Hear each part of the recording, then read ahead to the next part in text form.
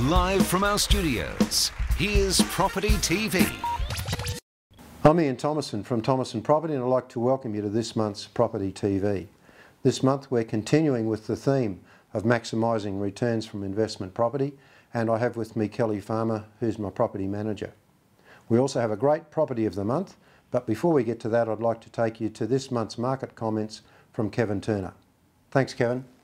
Thank you. Well, the big news right now is to do with land valuation. What's happened is that the state government have changed the way they're now valuing land. They're now doing it on a site value basis as opposed to unimproved capital value.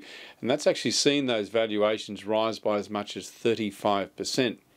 Now, we're assured by the state government and by the councils that this is not going to reflect in increased rates, and you'd certainly hope not.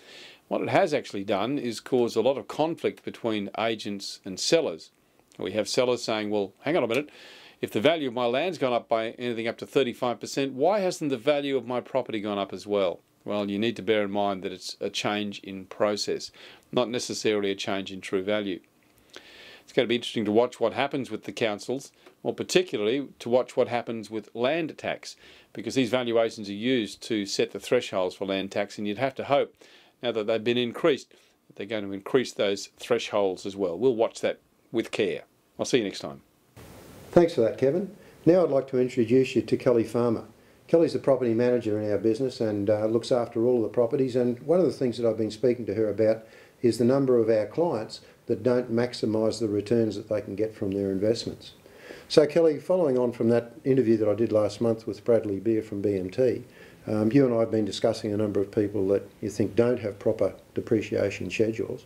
In your opinion, from discussions with the landlords, how many would be falling short of the deductions that they can get? Yes, and I feel that majority of landlords don't carry out the schedules, 5 to 10% that actually do, and a lot of them are reaping the rewards come tax time. A lot of their deductions are getting into the thousands, where the landlords that don't have this done are missing out on thousands of dollars in their tax returns. So that must be you must find that a bit frustrating when you know what can happen, and we're trying to do the best thing for our clients, and they don't take advantage of it. Inspections that I've actually been to with the tax depreciation companies have pointed out to me the number of things that are tax deductible. And it's actually surprising, and a lot of landlords would be surprised as to what they can claim. Kelly, the other thing that you mentioned to me is maintenance, that you feel that if that's done properly, it can have a big impact on the amount of rent that's achieved. What's typically do you find are the things that have an influence on the rents with regard to maintenance? I feel that the landlords that carry out regular maintenance on their property, not just when there's actually a repair and maintenance that is requested by a tenant, such as your normal water, your taps leaking and that sort of thing.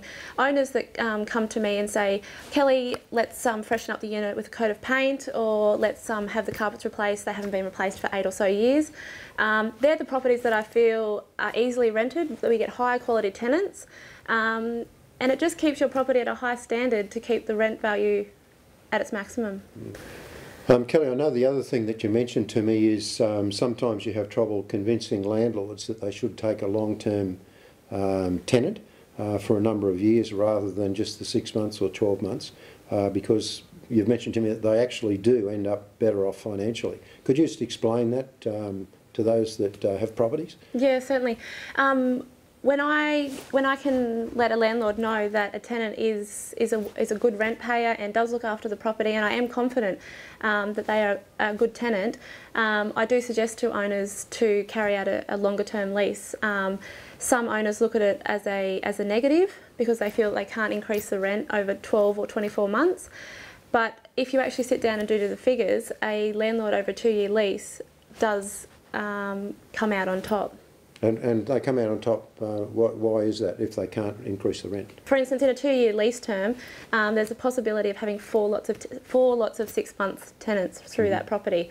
So that means 4 let fees to the agent, and also the possibility of the property becoming vacant those 4 times. So looking at that on a property that's $400 a week, so that's $1,600 in let fees to the agent over a 2-year term, and then your extra weeks of the property being vacant. Whereas if you do sign up a tenant for a 2-year lease, you've got consistent rent the whole way through. All right, thanks Kelly. That was great information, and to those of you who are, or even if you're not our clients and you have any questions relating to property management, we're more than happy to provide you with the information that we can. And now I'd like to take you to this month's feature property. Set amongst the timber boardwalks, palms and subtropical plants, goldfish-filled ponds and water features sits this freshly renovated home. The ambience modernisation techniques and the features built into the design will impress you. The master bedroom ensuite is incredible, with spa bath and bidet. The kitchen, dining and outdoor living area open to the peaceful and tranquil views of nature. Enjoy a barbecue with family and friends, overlooking the award-winning pool. So that's our property for the month. If you'd like any more information on that, don't hesitate to contact us on the number on our screen. So with that, I hope you have a great month and I look forward to next month's Property TV.